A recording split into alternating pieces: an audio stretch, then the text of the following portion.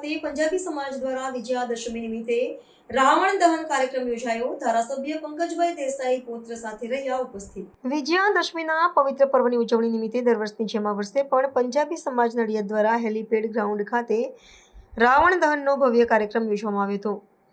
અસત્ય પર સત્યના વિજયનું પ્રતીક સમા કાર્યક્રમમાં સ્થાનિક ધારાસભ્ય શ્રી પંકજભાઈ દેસાઈ તેમના પૌત્ર રિયાંશ સાથે વિશેષ ઉપસ્થિત રહ્યા હતા.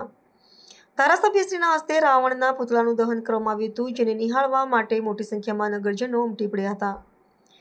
આ ધાર્મિક કાર્યક્રમમાં ધારાસભ્યશ્રી સાથે શહેરના અનેક અગ્રણીઓ તથા પદાધિકારીઓ હાજર રહ્યા હતા, જેમાં પૂર્વ કારોબારી ચેરમેન શ્રી પરીનભાઈ, શહેરમાં મંત્રી શ્રી હર્ષિલભાઈ અને શ્રી દર્શનભાઈ, પૂર્વ કાઉન્સિલર શ્રીઓ કાજલબેન અને બાલાભાઈ, બકુલભાઈ તેમજ અગ્રણી શ્રી સુનિલભાઈ સહિત પંજાબી સમાજના મહાનુભાવોની ઉપસ્થિતિ નોંધનીય હતી.